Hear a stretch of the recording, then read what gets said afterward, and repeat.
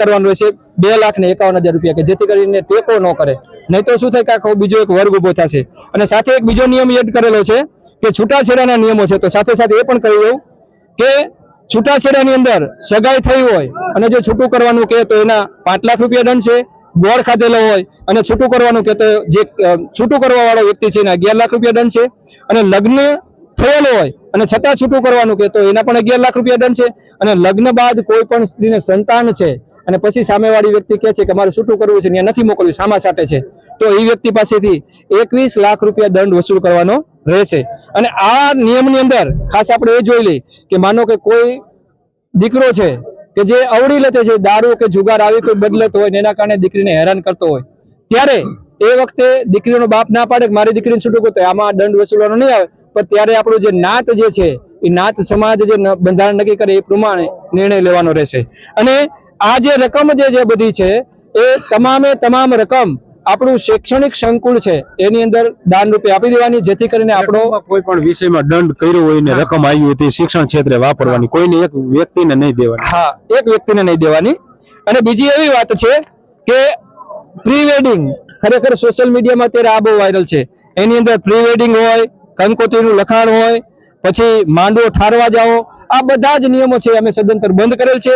એ નિયમો જે ચાલુ કરશે તો એને આ બધા જ નિયમો અને આ દંડ છે લાગુ પડશે। અને સાથે આપણે એ પણ કહી દઈએ કે જે ફુલાર કરે છે, લગ્ન થઈ ગયા પછી બીજી વાર લગ્ન છે, એના માટે પણ જે નિયમ છે આ સદંતર આપણે જે નિયમ નક્કી કર્યા છે એ જ એમાં લાગુ પડશે। અને જ્યારે પણ કોઈ પણ સમાજનો પ્રશ્ન ઉપસ્થિત થાય સમાજની અંદર, ત્યારે એ જે પ્રશ્ન છે એ પ્રશ્નનું આપણે કોર્ટ મેટર નહીં થતા સમાજથી જેનું સોલ્યુશન આવે એવું આપણે કરશું, એવી આપણી પણ નક્કી કરેલ છે। અને પરગણાની જે દીકરીઓ જે છે એ બહારના પરગણામાં દે તો એની અંદર આપણે એ દીકરી દે તો એને પરગણામાં બહારના પરગણામાં દે તો વ્યવહાર લેવાનો રહેતો નથી। અને દેરવટાનું જે છે આપણા સમાજની અંદર ઘણી બધી દીકરીઓ નાની ઉંમરે વિધવા બને, તો જે દેરવટું છે એ વારવાનું થાય તો એ દીકરીની સંમતિથી પછી જ આગળ વધવાનું। અને એ સમયે જો સામા સાટે હોય તો સામેવાળા બંને પક્ષે વિચારી અને બીજી દીકરી જે છે એનું વૈવાહિક રહે એવું રાખવાનું। અહીંયા આવા જે નિયમ છે એ અમે નક્કી કરેલ છે। અને આ નિયમ જે અમલ અમે કરીશું આજથી જ તારીખ 18/1/2026 થી લાગુ પડશે। હવે પછી કોઈ પણ વ્યક્તિ, ઝાલાવાડ પંથકનો કોઈ પણ વ્યક્તિ આ નિયમનો અમલ નહીં કરે એટલે એને સમાજમાંથી બાદ કરવામાં આવશે અને સાથે દંડની રકમ પણ એની પાસેથી લેવામાં આવશે। અને સાથે એ પણ હું એડ કરી લઉં કે આપણા સમાજના જે વડીલો છે એ દરેક નેરડામાંથી 2-5 નક્કી થશે અને એ જે છે એમના નેરડામાં બધાને સાથે મળે, મસોમાના સાનિધ્યમાં મળે અને તેમને સમ ખવડાય મૂળ એમને સાથે ભેગા મળીને ચર્ચા કરીને પછી એ છે અહીંયા ઇન્વોલ્વ થાય, જેથી કરીને એને જે નક્કી કર્યું છે એ આપણું બંધારણ તૂટે નહીં। અને આપણે દ્વારકાધીશને એવી પ્રાર્થના કરીએ કે આપણે જે બંધારણ કર્યું છે એ યુગો તક ચાલે અને મારો ભારત ભરની અંદર ભરવાડ સમાજ છે એ વિહરતો રહે, એવી આશા સાથે મારી વાણીને વિરામ આપું છું। દ્વારકાધીશ તેની સાથે એક બીજી મહત્વની વાત એ પણ એક છે કે કલાકારો મોટા ભાગે શું થાય, પહેલા તમારી એક ઓળખાણ આપજો પછી વાત કરીએ।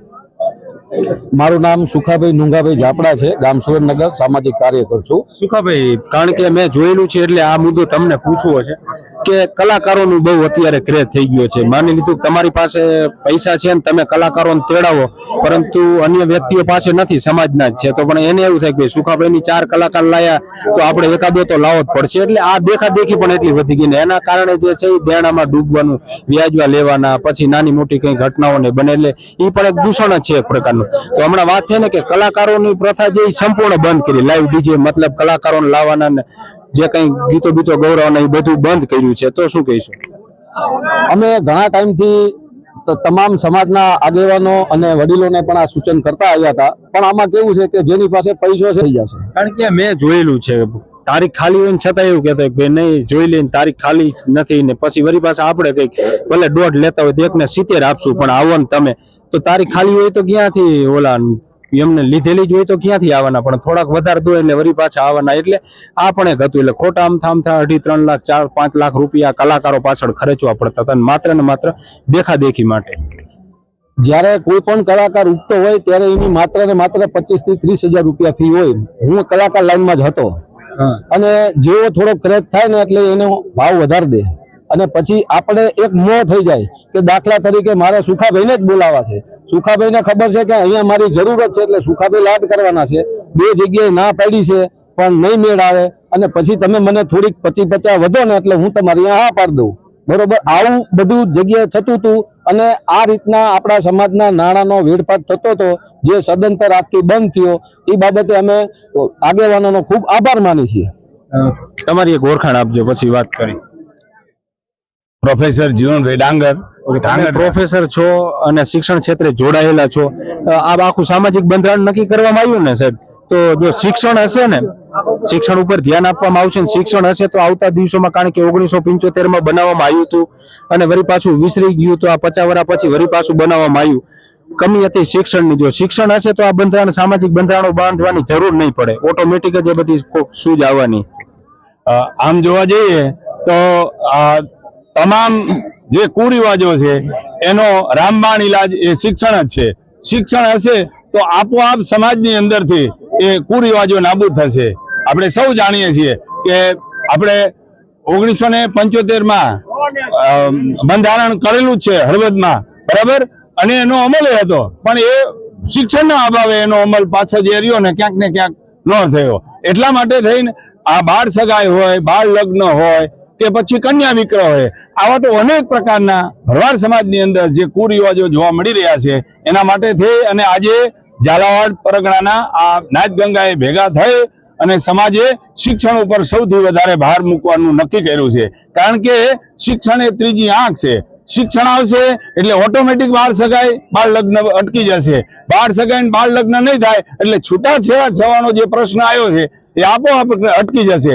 કારણ બને છે એવું કે બંને પક્ષમાંથી જ્યારે દીકરો ને દીકરી અભ્યાસ કરતા હોય ત્યારે એક ભણવામાં પાછળ રહી જાય એટલે બીજા તરફથી જે છે છૂટાછેડાની દરખાસ્ત આવતી જ હોય છે.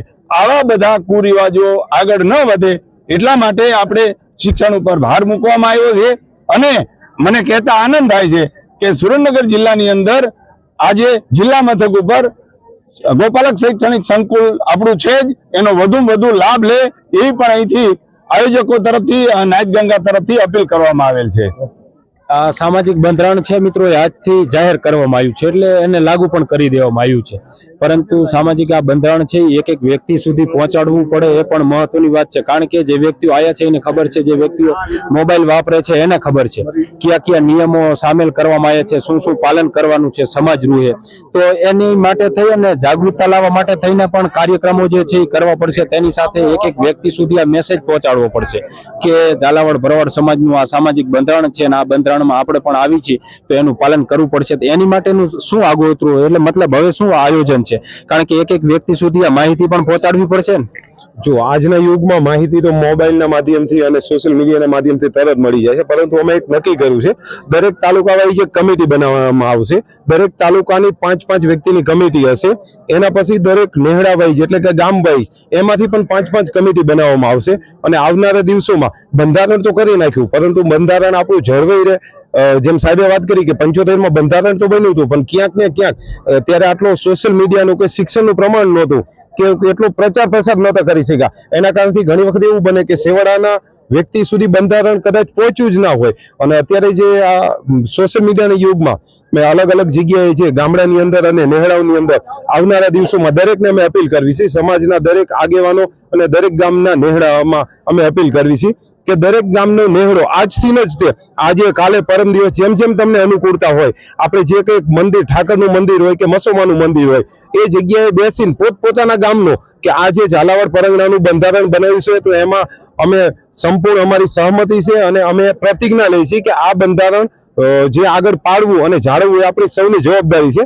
એના માટે અલગ અલગ જે નેહડાઓની અંદર અને તાલુકા ગામ દીઠ એક પ્રયાસ કરવામાં આવશે અને મિટિંગો જે કહેવાય દરેક નેહડા વાઇઝ એ મિટિંગ કરવામાં આવશે અને અલગ અલગ ગામ વાઇઝ કમિટીઓ બનાવવામાં આવશે.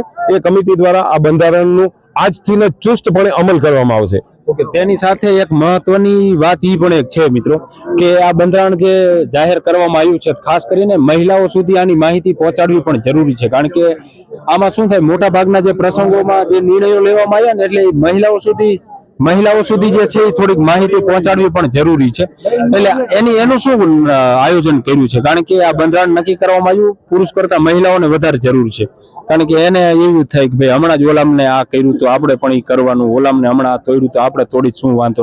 તો મહિલાઓ સુધી પણ આ માહિતી, મહિલાઓમાં પણ જાગૃતતા લાવવા માટે પણ જરૂરી છે. એની માટે શું કરશો? આજે જે કે આપણે આજે આખું ઝાલાવાડ પ્રાંગણ મળી અને જે કે બંધારણ કર્યું છે એમાં કુરિવાજ મોટા ભાગના મહિલાથી જ બગાડ થાય છે. તો મહિલાઓને કેમ જાગૃતિ થાય અને મહિલા સુધી આપણે એમને કેમ સમજાવવા, એમને ઘેર પડે કે ભાઈ દીકરીને મહિલાઓને આપણે ગામો ગામ જઈ તાલુકા દીઠ જે તાલુકાના જે હશે તે તાલુકામાં ફરશે, મહિલા સુધી આ મેસેજ પહોંચાડવો. મહિલામાં કેમ જલ્દી જાગૃતિ આવશે તો આ સમાજનો ચોક્કસ વિકાસ થશે. અને એવું લાગશે તો આપણે મહિલા પણ કમિટી બનાવશું, 5-5 જણા મહિલાઓ એની કમિટી બનશે, કમિટી બનાવશું. અને આ બંધારણને કેમ આપણે વધારે વેગ મળે અને કેમ એને જળવાઈ જાય એના માટે આપણે એને ખાસ તો એને મહિલાઓને સમજાવવાની જરૂર છે. કારણ કે કુરિવાજ જે છે એ તો બધા એને મહિલા દ્વારા જ થાય છે. અને હવે પછી આપણે જાગૃતિ લાવવાની કે મહિલાઓને સમજાવવાના આથી વિશેષ કંઈ બહુ આપણે કહેવાનું નથી. તેની સાથે એક બીજી મહત્વની વાત એક કરી લઈ. બંધારણ, સામાજિક બંધારણ 1975 પણ નક્કી કરવામાં આવ્યું હતું. ત્યારે કદાચ તમારી પણ એમાં હાજરી હશે. એ સમયે હમણાં વાત થઈ ને શિક્ષણનો એનો અભાવ, એટલે એ બધું લાંબો સમય ન ચાલી શક્યું. ના 50 વર્ષ પછી વરી પાછું જે છે એ જ રસ્તો અપનાવવો પડ્યો. તો હવે આ બંધારણ જે વ્યક્તિ નથી માનવાના, માની લીધું કે આટલા 10,000 ઘર છે તેમાં 2 ઘર એવા નીકળે કે ભાઈ એ ભલે નક્કી કર્યું પણ અમારે એમાં નથી રહેવું, તો એની માટે સામાજિક રૂહે કઈક કડક નિયમો નક્કી કર્યા છે ને? ભાલુભાઈ મેવાડા, સોલડી મારું ગામ છે. જે આવડા કાયદાનો ભંગ કરશે, સમાજમાં કાયદો જે ઘડ્યો છે તે કાયદાનો ભંગ કરશે એને 2,51,000 રૂપિયા એનો દંડ કરશે. અને બીજું સમાજ મરજી જેવો ગુનો કરશે એવી સજા થાય છે. એટલે સામાજિક રૂહે એમ, સામાજિક રૂહે ગુનો કરશે તો સામાજિક રીતે હાલે જતો કઈ વાંધો જ નથી. અને તમને એવું નથી લાગતું આ 3 મિટિંગો થઈ, 3 મિટિંગમાં ફાઇનલ થઈ ગયું તો કે ભાઈ ખરેખર બધા વ્યક્તિઓ પીડિત તો છે જ કે ના, આવો કઈક નિયમ તો હોવા જોઈએ અને તો જ આટલા ટૂંકા ગાળામાં આટલા બધા નિયમો, આવું બંધારણ જે છે એ શક્ય બને? એ તો ચોક્કસ છે. ઠાકરની જગ્યા થઈ ગઈ છે. એટલે કે આ મહિલા બંધામાં તો માણસો છે ને હેરાન પપ્પા 5-5 દી બેહતા હતા, પણ આમાં છે ને નાની ખેલમાં બહુ જાગૃતતા સારી જ છે. તો એનો મતલબ તમારા કરતા યુવાનો જે છે એ બધા એને રસ વધારે, એમને રસ વધારે છે. જે જાગૃત છે એટલે અમારા કરતા વાણી છે ને એ અમારા કરતા જાગૃત છે અને અમારા કરતા સમજણ છે. જો આ સ્વીકારે ની જ મહત્વની વાત છે. તેની સાથે શું એક મિનિટ